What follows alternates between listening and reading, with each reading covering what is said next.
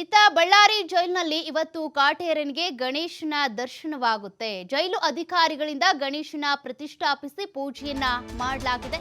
ಇವತ್ತು ಗೌರಿ ಗಣೇಶ ಚತುರ್ಥಿ ಆಗಿರೋದ್ರಿಂದ ನಾಡಿನಾದ್ಯಂತ ಕೂಡ ಗಣೇಶನ ಪ್ರತಿಷ್ಠಾಪನೆ ಮಾಡಿದ್ದಾರೆ. ಜೈಲಲ್ಲೂ ಕೂಡ ಗಣೇಶನ ವಿಗ್ರಹವನ್ನ ಪ್ರತಿಷ್ಠಾಪನೆ ಮಾಡಿ ಪೂಜೆ ಮಾಡಲಾಗಿದೆ.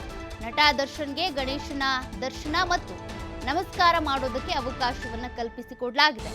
ಜೈಲಲ್ಲಿರುವಂತಹ ಸಾಮಾನ್ಯ ಕೈದಿಗಳಿಗೆ ಕೊಡುವಂತೆ ದರ್ಶನ್ಗೂ ಕೂಡ ಪರ್ಮಿಷನ್ ಕೊಡಲಾಗಿದೆ. ಜೈಲ್ ಅಂತ ಬಂದ್ರೆ ಇದೇ ರೀತಿಯಾಗಿ ನಾಡ ಹಬ್ಬ ಇರ್ಬೋದು, ರಾಷ್ಟ್ರೀಯ ಹಬ್ಬಗಳನ್ನ ಆಚರಣೆ ಮಾಡ್ತಾರೆ. ಸ್ವಾತಂತ್ರ್ಯ ದಿನಾಚರಣೆಯಿಂದ ಹಿಡಿದು ಗಣೇಶ ಚತುರ್ಥಿವರೆಗೂ ಕೂಡ ಆಚರಣೆ ಇದ್ದೇ ಇರುತ್ತೆ. ಈ ಸಂದರ್ಭದಲ್ಲಿ ದೇವರಿಗೆ ನಮಸ್ಕಾರ ಮಾಡೋದಕ್ಕೆ ಅಂತ ಆರೋಪಿಗಳಿಗೆ ಒಂದು ಅವಕಾಶ ಇರುತ್ತೆ. ಅದೇ ರೀತಿ ಇವತ್ತು ದರ್ಶನ್ಗೂ ಕೂಡ ಗಣೇಶನ ದರ್ಶನವನ್ನ ಪಡ್ಕೊಳ್ಳೋದಕ್ಕೆ ಅವಕಾಶವನ್ನ ಮಾಡಿಕೊಟ್ಟಿದ್ದಾರೆ.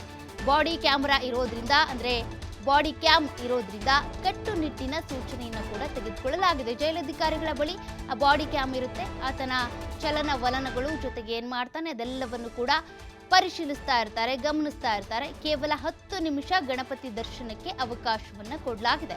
ಪ್ರತಿ ಆರೋಪಿಗಳಿಗೂ ಕೂಡ ಗಣೇಶನನ್ನ ದರ್ಶನ ಪಡ್ಕೊಂಡು ನಮಸ್ಕಾರ ಮಾಡಿಕೊಂಡು ಪ್ರಾರ್ಥನೆ ಮಾಡೋದಕ್ಕೆ ಅಥವಾ ಅಕ್ಷತೆ ಹಾಕಿ ಒಂದು ವಿಶೇಷವಾದಂಥ ಪ್ರಾರ್ಥನೆ ಮಾಡ್ಕೋಬೇಕು ಅಂದ್ರೆ ಒಂದು 10 ನಿಮಿಷಗಳ ಕಾಲ ಅವಕಾಶ ಇರುತ್ತೆ.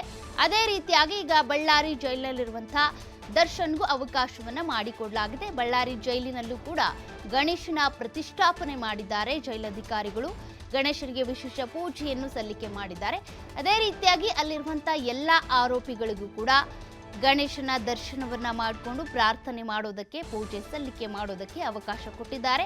10 ನಿಮಿಷಗಳ ಕಾಲ ದರ್ಶನ್ ಕೂಡ ಗಣೇಶನನ್ನ ದರ್ಶನ ಮಾಡಿಕೊಂಡು ಪೂಜೆ ಅಥವಾ ಪ್ರಾರ್ಥನೆ ಏನ್ ಮಾಡಬೇಕು ಅದೆಲ್ಲದನ್ನು 10 ನಿಮಿಷದೊಳಗೆ ಮುಗಿಸ್ಬೇಕಾಗುತ್ತೆ.